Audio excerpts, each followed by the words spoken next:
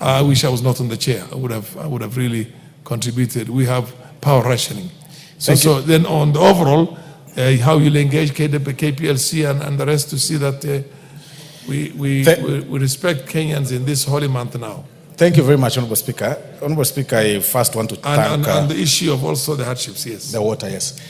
I want to thank the Honorable Bashir for raising this very important matter, Honorable Speaker. And it's indeed unfortunate that in this time, Mandera, that people still rely on power from a neighboring country. Yet they pay taxes in Kenya and they live within this country, they live within the jurisdiction of this country, and they are Kenyans in all rights. So Honorable Bashir and the members that have spoken, is very important. I mean, it really shows that we are the head of state, alongside the Minister for Energy, Honorable Speaker, signed some agreements with some suppliers, Honorable Speaker, and there is a process to light up the entire region of the Northeastern, Honorable Speaker, as far as I'm concerned. But I do not want, Honorable Speaker, to hold brief for the ministry. I want to commit that in the next week, we will have the Committee of Energy respond comprehensively upon, of course, getting the minister himself before them and answer to the progress they are doing as far as energy is concerned, Honorable Speaker. But on the second point on water, the hardship and water, Honorable Speaker, it is unfortunate that 10 years post-devolution, we are still talking about water challenges. Because it would interest members to know that water is largely devolved. And much of the processes as far as water management is concerned, Honorable Speaker, is actually devolved. As we speak, Honorable Speaker, even as I answer the honorable members that have spoken about the water, a strange disease, a very mysterious disease, has befallen my people, Honorable Speaker, in the village. I mean, from the water. They have taken, today the ministry has given a report that they've been drinking contaminated water, Honorable Speaker. But who answers such? That question, Honorable Speaker, should be answered by the county government. That 10 years post-devolution, we still have challenges of water in our counties, even having been given huge amounts of money, Honorable Speaker, to manage the water challenges in the counties. We need sometimes to ask ourselves this question: what exactly are county governments doing as far as this water challenge is concerned? There is water resource, Honorable Speaker, is becoming very scarce by the day. The climate change issues, you know, we are currently, of course, the sun, like you've said, in the other part of the country is at, I mean, the heat is at 40 degrees, Honorable Speaker, as we speak right now. Nairobi currently is at about 35%, Honorable Speaker, 35 degrees Celsius. For the very first time in my region, Honorable Speaker, we are at 37. A place that rains every day, Honorable Speaker.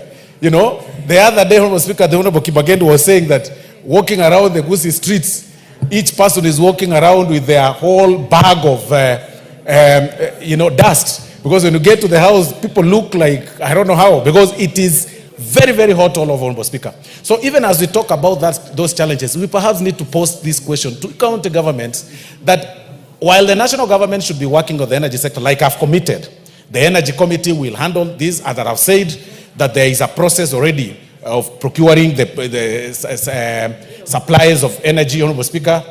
Like you've seen, you saw the President sign some agreements with some suppliers, Honorable Speaker, and there is a lot of efforts to mitigate the challenges on that part. But on the water, Honorable Speaker, we need to pose this question to the right people.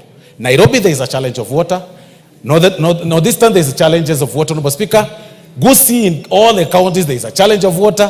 So we really do not know whether this responsibility, or rather the water issue, should revert back to national government for easier management, or remain in the county government. Because that really, Honorable Speaker, may not really require the hardship allowance per se, or the hardship amount per se, money per se. It is actually the prerogative of the county governments to handle that. But instead, they've chosen to spend this money in other, to spend this money in other means, or rather in other forms, Honorable Speaker, through you know, putting in unreliable or unnecessary projects, Honorable Speaker, including moving around in convoys, Honorable Speaker, and carrying goons, and having 50 vehicles, Honorable Speaker, on the way, you know, and hiring cheering squads in functions. You know, nowadays they even have, hired squads, Honorable Speaker, to attend their functions. They have a group of 200, 300, every governor. And this is very particular. Every governor has got a group of about 300 or 400 people on payroll that they move around with, and they tell them to stand or sit in some strategic position just to clap whenever they stand to speak, whether in barrios, whether in churches. That is exactly what they are doing, instead of putting this money in the right place. It is very, very unfortunate. Very, very unfortunate. Sometimes they even direct the people in the county inspectorate, Honorable Speaker, to move around the county, to move their uniforms. Responding to points of orders that were raised, but... Okay. Otiende Amoro, proceed. Mr. Speaker, mine is a procedural point of order. And I appreciate the fact that 2 points of order were raised, and you've given the majority whip an opportunity not to respond, but to promise to respond. But now the majority whip is taking us on a lecture session of Kisii politics. How is that relevant to the 2 points of orders that were raised? And yet, Mr. Speaker, my substantive point of order is this. What's your substantive? We are 2 hours into our session. We have not come to the first substantive business for this afternoon. And some of us here came for a very specific reason. Mr. Speaker, order number 10 is an order on the NADCO, and it's a report that concerns matters of concern to these citizens, including security.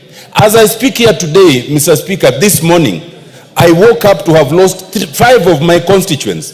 5 ladies were buried alive, including a young girl of 27 years who is a graduate.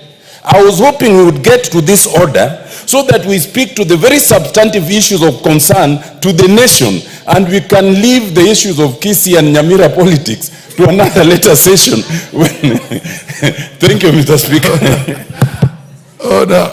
Honorable Osoro. Honorable Osoro, I agree with you entirely that you are not empowered at all. Well, I shouldn't say at all, but at least under our current system and our constitution, when it comes to issues when it comes to issues of water. But all I want you to do is proceed and give a definitive undertaking on the issue of, I think you have settled out the issue of the hardships, the report itself, and the issue of the electricity outages in Mandera and many other places. We share your frustrations with you. Even the chair shares that with you. But it's for you to go and change the law so that if the county governments cannot perform in certain areas, the national government has the powers to step in and perform on that, and then of course deduct that from their allocations. So there are ways we can do things. But it's not just to stay here helpless and say it's the county government and they're not doing anything. And I think in the National Assembly here, the House needs to be powerfully proactive for the House to come up with definitive solutions to the problems that are there. Everybody shares with you the frustrations of the county governments. Actually, if there's going to be a referendum right now on whether the county governments should be maintained the way they are, majority of Kenyans are going to vote in a manner that's going to shock everybody. But then proceed and give a definitive undertaking right now on the issue of the how soon you can have that report in here, or how soon you can report back on the report here, and on the issue of when you are going to engage Kenya Power and Lighting on the issue of the power outages in Mandera and all the Muslim areas right now in this Ramadan period. Proceed. Thank you very much, Honorable Speaker. Honorable Speaker, I really do not want to wish, to correct or rather to respond to what Honorable my planet leave the senior counsel alone, because both me and you are legal minds. He's a senior counsel, so just he's done the same mistake that he's actually accused me of. While raising a point of order, Honorable Speaker, he's mentioned his constituency, which was unrelated to this issue. He's an elder in the field, is allowed to make certain small mistakes. So proceed. Thank you very much, Honorable Speaker, and he should leave the radiator politics out of this when we respond to these questions. But having said that, Honorable Speaker, as I was saying, I only gave out examples of, governance structures that are not responsive to the needs of the people. And I've just said that the issue of the water resource is affecting all the counties, including Nairobi, including the counties in Northeastern, and including the counties of Gusii, Honorable Speaker. It really doesn't, it's not related to politics. And What I would say in that line, Honorable Speaker, is that we perhaps need to push the national government to find a way to work along with the county governments, especially where they are totally incapacitated, especially on the water resource, Honorable Speaker, because they've totally failed, and these honorable members can agree with me, they've really failed entirely to provide the water resource. But on the question of energy, Honorable Speaker, like I've said, my report is that once we have the committee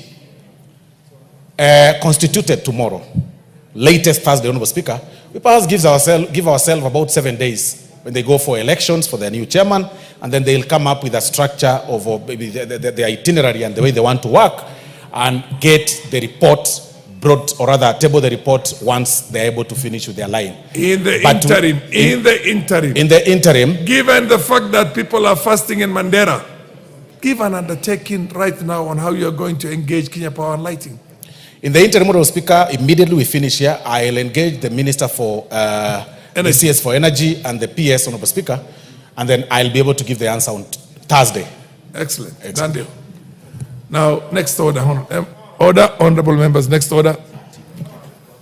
Honorable TJ Kajwang, the chair has ruled the next order. With all due respect to you, you proceed. Order number 8, the Anti-Money Laundering and Combating of Terrorism Financing Laws Amendment Bill, National Assembly Bill number 5 of 2025, first reading. A bill for an act of parliament to amend the laws relating to anti-money laundering and combating of terrorism